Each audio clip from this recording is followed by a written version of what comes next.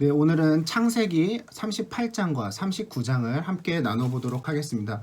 오늘은 특별히 우리 청년 이부 김영진 청년과 전다솜 청년과 함께 오늘 본문에 대해서 함께 질문도 던져보고 궁금한 것을 하나하나 알아가 보도록 하겠습니다.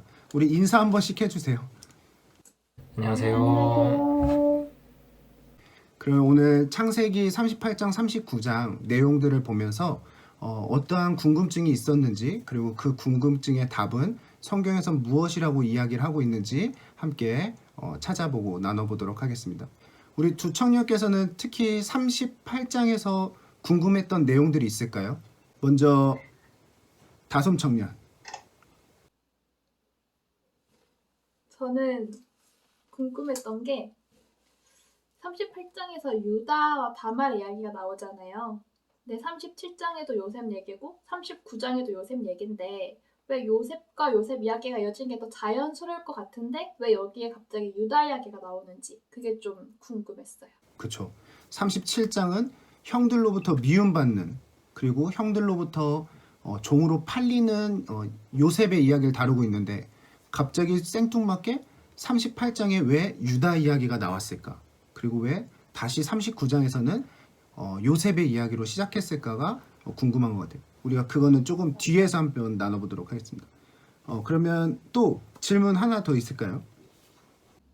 저는 또 38장에서는 유다의 잘못은 유다가 어떤 잘못을 했는지는 알겠는데 다말이 한 행동 있잖아요.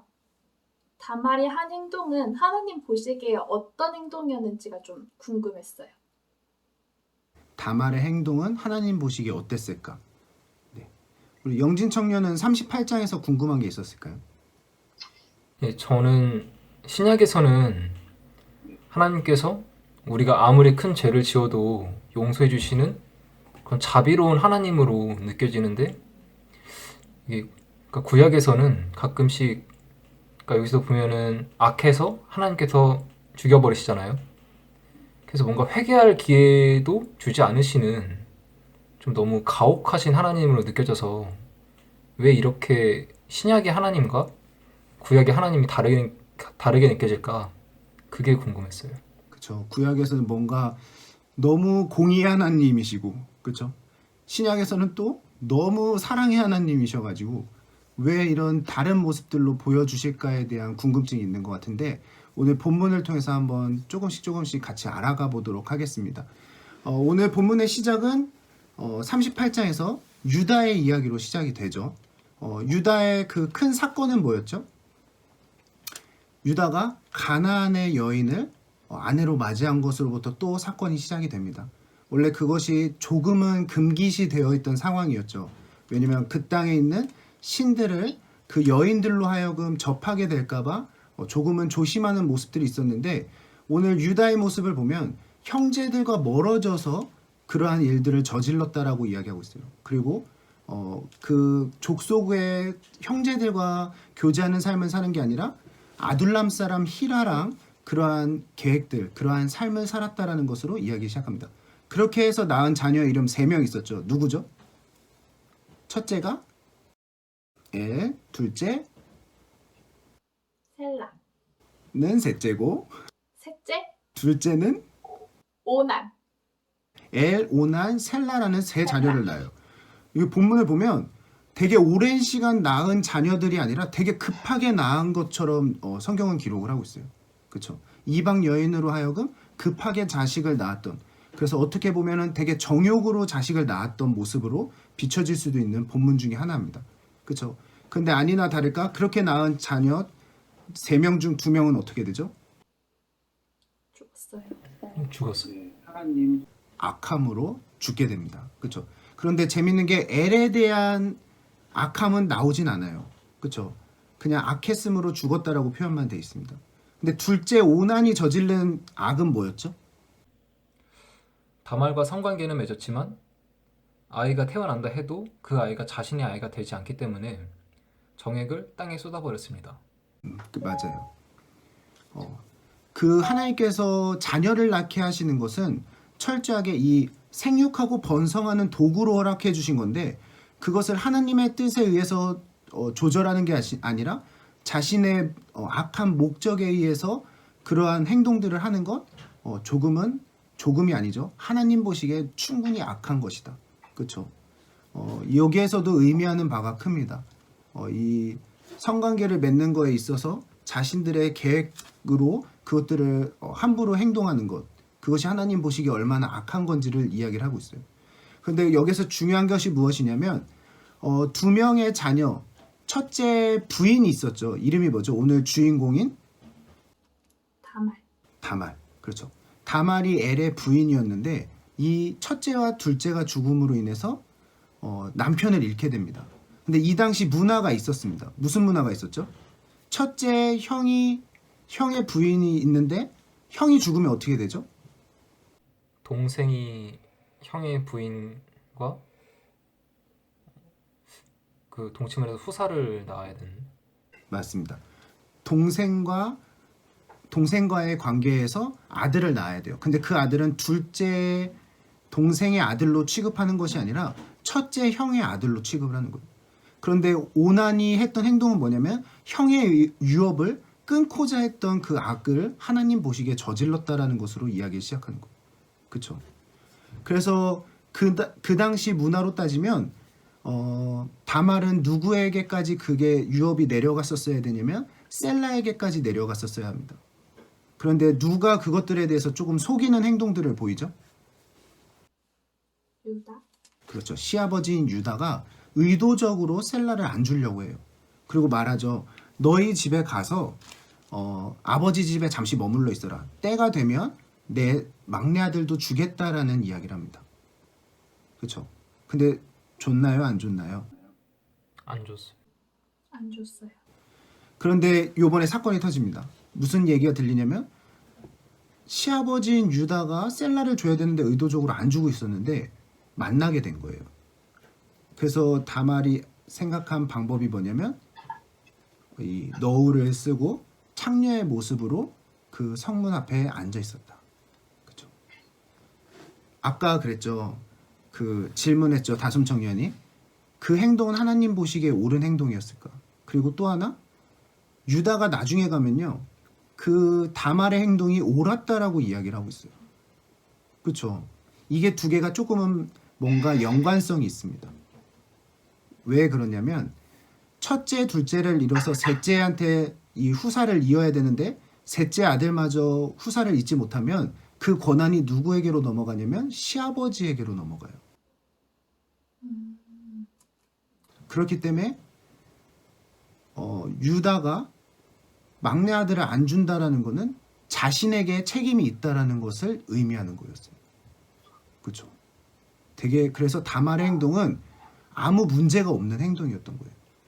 그래서 마지막에 너가 출산을 해 불살라라 얘기했지만 그 주인이 그 임자가 본인이었다는 것을 깨닫고 나서는 네 행동이 옳았다라고 이야기를 하는 거예요. 그렇죠?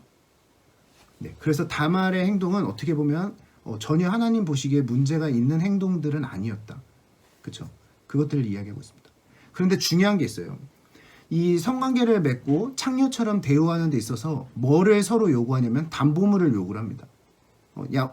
염소 새끼를 주겠다고 약속을 하는데 그 염소 새끼를 주겠다는 담보물이 뭐냐? 그래서 뭘 요구하죠? 세 가지? 도장, 끈, 지팡이. 그렇죠.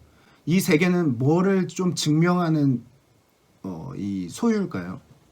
도장이면 당연히 누가 봐도 명의 그 신분과 본인을 드러낼 수 있는 아주 가장 중요했던 게 도장이랑 지팡이였어요. 그렇죠? 도장은 누가 봐도 그 이름이 기록되어 있는 거고 지팡이는 그 직분이 이렇게 기록이 되어 있는 거예요. 그래서 누가 봐도 이건 내 것이 아니다라고 이야기를 못할 아주 확실한 증거였다는 거예요. 그렇죠? 다말이 보면 되게 아주 멋있는 며느리 중에 하나입니다. 그렇죠? 그래서 그 두 가지를 제시를 한다. 그런데 담보물로 맡겼던 도장과 끈과 지팡이를 갖고 다말이 도망을 치죠. 친구 히라를 통해서 그걸 받아오라고 하는데 가봤더니 그 여인은 없었고 그 지역 사람들한테 물어봤더니 이곳에는 창녀가 없습니다라는 대답만 듣고 와요. 근데 오늘 우리가 여기서 보길 원하는 게 뭐냐면 그때 했던 유다의 대답입니다. 친구가 아무도 없었다라는 소식을 전했을 때 유다는 뭐라고 대답을 하죠? 내가 맡겼던 물건들을 그 여자가 그냥 가지도록 내버려 두게. 괜히 우리만 망신당할까봐 걱정이네. 네. 번역이 조금 다르네요. 네, 아무튼 그것을 가지게 두라 우리가 부끄러움을 당할까 하노라라고 이야기를 하고 있어요. 괜히 우리가 창녀와 이 성관계를 맺었다라는 게 들킬 수도 있으니까 그냥 그 창녀가 가지고 가게끔 냅두자라고 이야기를 했다라는 거예요. 지금 철저하게 유다는 누구를 두려워하는 모습을 보여주고 있죠? 세상. 그렇죠. 자신의 죄가 사람 앞에 드러날 것들에 대한 두려움을 이야기를 하고 있었다는 거예요. 그렇죠. 그러면서 자연스럽게 39장에서 다시 누가 등장을 하죠? 39장에서 요셉이 다시 나와요. 요셉이 다시 등장합니다.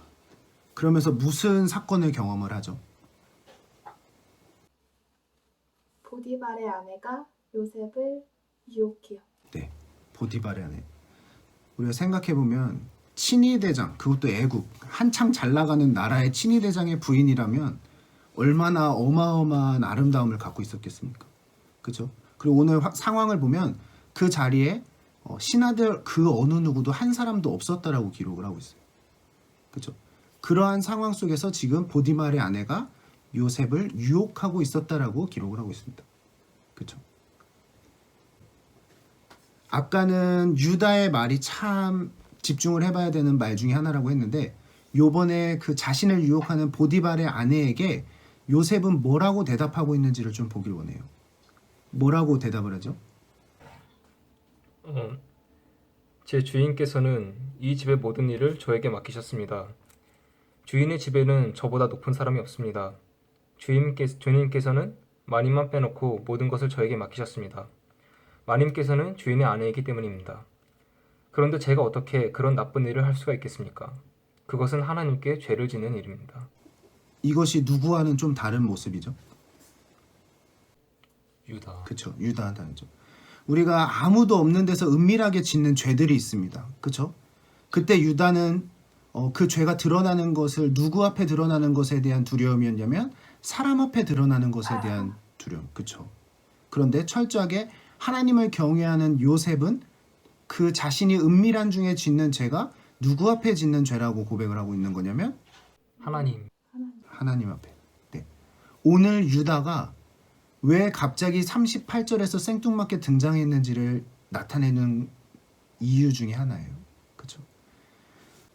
뒤로 갈수록 요셉의 대단함이 증명이 돼요. 너무나도 훌륭한 신앙의 모습을 갖고 있는데 오늘 거기에서 나타난 모습 중에 하나가 뭐냐면 사람들은 유다와 같이 모든 은밀한 중에 짓는 죄가 사람 앞에 밝혀질 것들을 두려워하지만 철저하게 이 요셉, 하나님의 형통하심을 잊고 살아갔던 이 요셉은 모든 범사를 마치 하나님 앞에서 하는 삶을 살았던 사람이 요셉이었다라는 것을 성경은 기록을 하고 있습니다. 그렇죠? 우리가 여기서 받게 되는 교훈이 있는 것 같아요. 우리 신앙생활을 하고 우리가 정말 그리스도인으로 살아가지만 은밀하게 짓는 죄들이 있고 은밀하게 당하는 유혹들이 있습니다. 그렇죠? 그 유혹들 앞에서 우리는 과연 사람 앞에만 숨기고자 발버둥을 치는 신앙인의 모습으로 살아가고 있는지 아니면 모든 범사의 하나님을 인정함으로 하나님께 하듯 은밀한 중에서도 정직하게 살고 거룩하게 살고자 발버둥을 치고 있는지를 돌아보시는 저와 여러분들이 되셨으면 좋겠습니다. 그리고 아까 질문했던 영진 청년이 질문했던 거 있죠. 유다의 사건을 통해서 하나님이 되게 공의로운 하나님으로 나타내 주시고 계세요. 그렇죠? 반면에 요셉의 모습에서는 그 하나님을 경외함으로 결코 범할 수 없다라고 이야기하는 삶 가운데서 옥에 갇힘에도 불구하고 또 형통케 하시는 하나님을 좀 발견하게 하십니다. 그렇죠? 이게 어떻게 보면 조금의 악도 용납하지 않으시는 하나님이시지만 반대로는 정말 하나님을 경외함으로 하나님의 말씀에 순종하고 그 경외함으로 살아가는 자들에게는 또한 사랑과 공의 하나님으로 역사하신다라는 것을 대조적으로 조금은 보여주시고자 하시는 목적이 있다라는 것을 깨달으면 좋을 것 같아요. 그렇죠? 네. 오늘 그 두 가지 하나님 누군가에게는 되게 공의로운 하나님이시고 누군가에게는 되게 사랑의 하나님으로 나타나시는 이유는 그 하나님 자체가 우리를 향해서 차별하시고 계시고 되게 다중인격적인 신의 모습을 보여주시고자 하시는 것이 아니라 철저하게 우리가 하나님 앞에 정말 하나님을 경외함으로 살아가고 있는지 아니면 정말 사람의 눈치만 보면서 하나님을 업신여기고 살아가고 있는지에 대한 그 반응이라는 것을 우리가 다시 한번 또 생각해 보시는 시간 되셨으면 좋겠습니다. 오늘 혹시 이 38장, 39장의 내용을 좀 보면서 들었던 생각이나 좀 결단들이 있으면 한번 짧게 나눠주시면 좋을 것 같은데. 이번엔 다솜 청년부터. 갑자기요?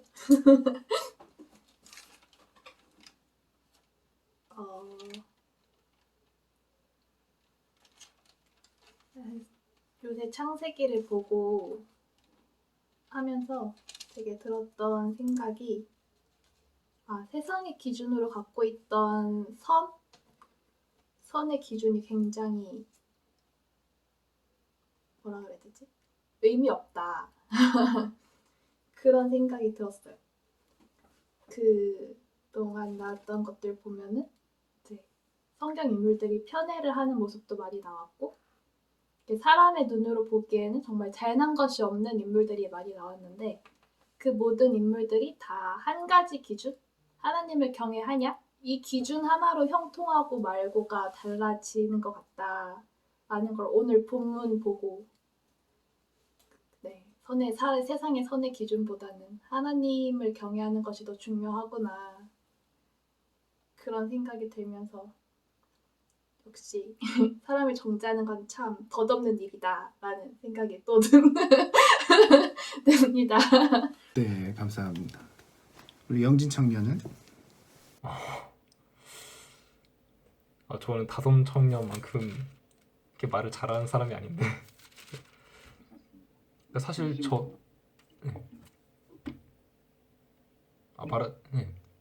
사실 저도 어떻게 보면 비슷한 걸 느낀 것 같아요. 그러니까 우리가 이 세상에서 내가 내 이익을 추구하면서 잘 먹고 잘 살고 내 정욕대로 사는 것보다 하나님을 경외하면서 그분의 뜻대로 살아야겠다. 때로는 그것이 하나님을 경외해서 그 뜻에 맞춰 살다가 내가 이 세상에서 때로 불이익을 당한다 해도 그러니까 요셉처럼 내가 하나님 앞에서 올바르게 살다가 감옥에 가는 그런 고난을 겪는다 해도 하나님을 경외하는 그 믿음을 붙들고 살아야겠다 이런 결심을 하게 된 것 같아요. 네, 감사합니다. 우리 두 청년 다 그 경외라는 단어가 좀 다 오늘 와닿은 것 중에 하나인 것 같은데 우리 영상을 시청하시는 모든 성도님들도 오늘 경외하는 그 요셉의 모습이 나의 신앙의 모습이 되길 소망하면서 같이 기도로 묵상해 보시는 시간이 되셨으면 좋겠습니다. 오늘은 여기서 인사드리고 마치도록 하겠습니다. 우리 인사할까요? 안녕.